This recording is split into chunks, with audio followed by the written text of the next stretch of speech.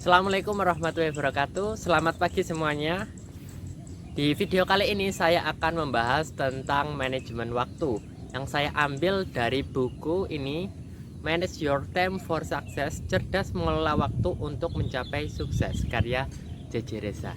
Di sini saya akan membahas bagaimana tips dan trik untuk memanajemen waktu dengan baik. Oleh karena itu, tonton video ini sampai selesai. Sebelum ke tips dan trik manajemen waktu, saya akan membacakan beberapa fakta tentang waktu. Yang pertama, 60 detik per menit, 60 menit per jam, 24 jam per hari, dan 86.400 detik per hari. Waktu terus berjalan dan tidak pernah berhenti. Waktu tidak dapat disimpan atau dihemat. Waktu tidak dapat diputar ulang, dan waktu tidak dapat dikurangi maupun ditambah. Pembuang waktu. Sebagian besar dari kita tidak sadar bahwa waktu yang terbuang secara tidak sengaja. Sebagian lagi mungkin tidak menyadari telah menjadi agen pembuang waktunya. Di sini saya akan menjelaskan beberapa hal yang dapat menunda atau membuang waktu Anda. Yang pertama, penundaan. Yang kedua, perkiraan waktu yang tidak realistis. Yang ketiga, tujuan yang tidak jelas. Yang keempat, kurangnya skala prioritas. Yang kelima, pengorganisasian kerja yang rendah. Yang keenam, manajemen krisis. Yang ketujuh, pertemuan atau rapat yang tidak efektif. Nomor 8, kegagalan pendelegasian kepada orang lain. Yang ke-9, gangguan SMS, telepon atau notifikasi sosmed. Yang ke-10, tamu yang tidak diundang. Yang ke-11, pengetahuan dan keterampilan yang tidak mumpuni atau memadai. Yang ke-12, stres dan kelelahan. Dan terakhir adalah ketidakmampuan berkata tidak. Itu adalah berbagai macam hal yang bisa membuang waktu Anda. Berbicara tentang penundaan, biasanya penundaan itu karena adanya alasan. Entah itu alasan rasional, alasan realistis, atau alasan motivasional.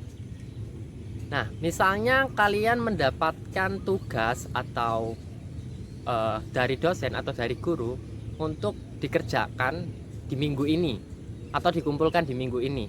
Nah, kalau alasan rasionalnya adalah saya sedang tidak mood, saya tidak mau mengerjakan tugas saya, waktunya kan masih lama, seperti itu. Kalau alasan realistisnya, saya kurang mampu membuat atau kurangnya referensi untuk tugas saya, itu alasan realistis.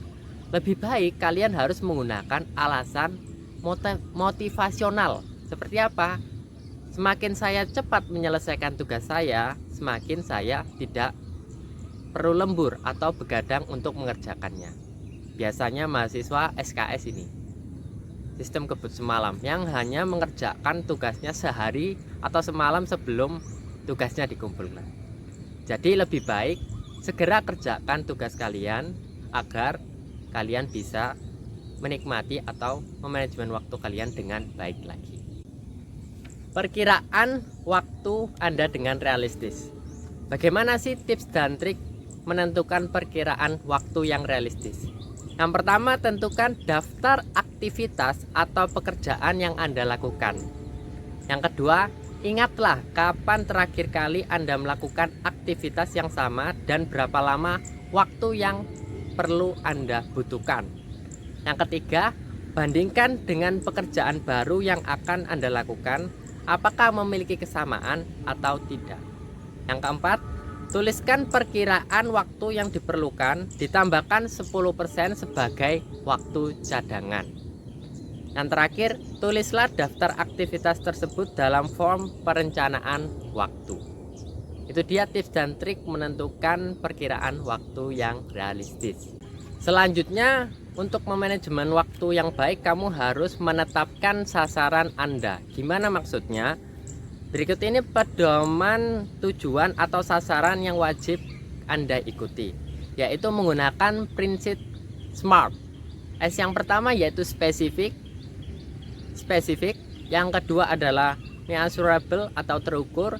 Yang ketiga attainable, dapat dicapai. Yang keempat realistik atau realistis. Yang terakhir adalah timely, tepat waktu.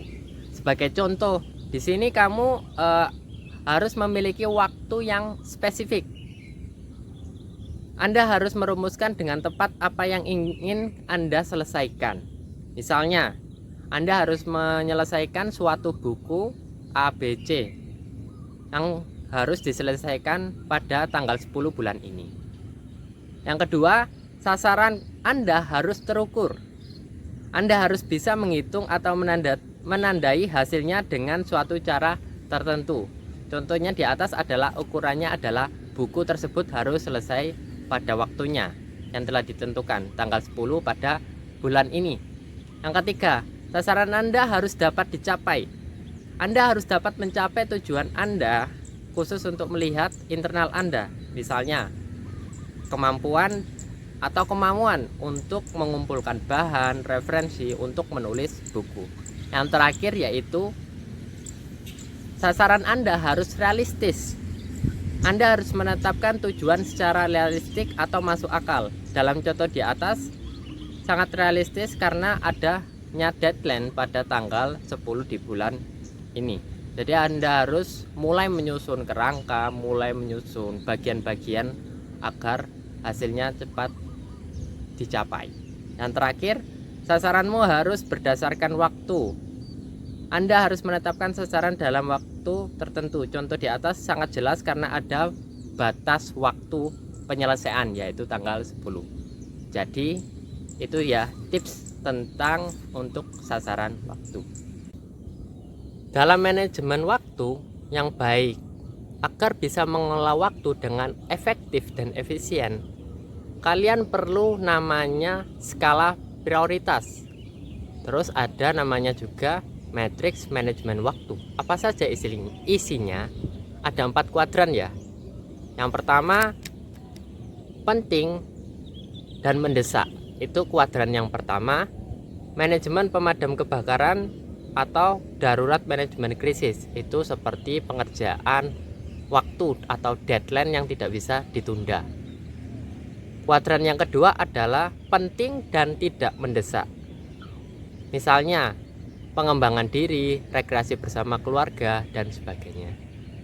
Yang ketiga, kuadran ketiga yaitu tidak penting tapi mendesak. Misalnya, gangguan panggilan telepon atau adanya aktivitas rutin yang tidak bisa kamu datangi. Yang terakhir yaitu tidak penting dan tidak mendesak, yaitu kuadran keempat yaitu waktu yang biasanya terbuang untuk chatting, scroll sosmed, atau sekedar gosip. Jadi kamu harus menentukan matriks manajemen waktu kalian terletak di kuadran berapa. Kalau di kuadran 1 penting dan mendesak harus segera kalian lakukan. Kalau misalnya terletak di kuadran 2 penting dan tidak mendesak, kalian bisa merencanakannya. Ketika terletak di kuadran ketiga tidak penting dan mendesak, kalian bisa mendelegasikannya kepada orang lain. Dan yang terakhir, ketika berada di kuadran keempat yaitu tidak penting dan tidak mendesak, kalian bisa membuangnya atau menjauhi aktivitas tersebut karena bisa membuang waktu kalian di hari tersebut. Yang terakhir, saya akan memberikan tips manajemen waktu pribadi. Seperti yang kita ketahui bersama bahwa setiap orang itu memiliki waktu yang sama, yaitu 24 jam. Baik itu orang penting, orang biasa maupun orang tidak penting sekalipun. Nah, rata-rata orang menggunakan waktu sehari adalah sebagai berikut. Yang pertama tentu saja waktu tidur ya. Waktu tidur biasanya sekitar 8 jam, 7-8 jam. Selanjutnya adalah 1 jam untuk perawatan pribadi seputar kegiatan di kamar mandi atau perawatan tubuh, skincarean atau memakai masker dan lain sebagainya. 3 jam untuk pekerjaan rumah tangga, misalnya memasak, membersihkan rumah, berkebun, berbelanja, dan lain sebagainya. Dan 8,5 jam untuk bekerja, bersekolah, atau berkuliah, termasuk aktivitas yang berhubungan di dalamnya. Selanjutnya 3 jam untuk aktivitas yang berhubungan dengan orang lain, baik itu orang yang serumah maupun orang yang di luar rumah. Waktu bersama keluarga atau waktu bermain bersama teman atau organisasi kalian. Yang terakhir 0,5 jam lainnya adalah waktu bebas mungkin yang sangat berharga untuk kamu, yaitu me time atau waktu untuk kalian sendiri. Buatlah setiap detik, setiap menit dalam hidupmu itu berharga. Pertama kali tentukan seberapa banyak Anda harus mengelola waktu. Petakan satu persatu aktivitas Anda ke dalam 3 kategori waktu tadi: waktu kerja, waktu tidur, dan waktu pribadi. Manajemen waktu adalah manajemen diri sendiri. Dengan manajemen waktu yang baik, kalian memiliki waktu untuk melakukan segala hal. Waktu akan menjadi sesuatu yang terbaik bagi kita jika kita mengetahui apa yang harus kita lakukan dengannya. Waktu akan terus berjalan dan bergantung kepada kalian sebagai nakodanya. Jadi semua orang memiliki waktu, bahkan ketika seseorang tidak memiliki apapun, ia tetap memiliki waktu. Apakah waktu terbaik atau waktu terburuk, inilah waktu yang kita miliki. Selamat, karena dengan mengelola waktu dengan baik berarti kalian telah menemukan hidup kalian kembali.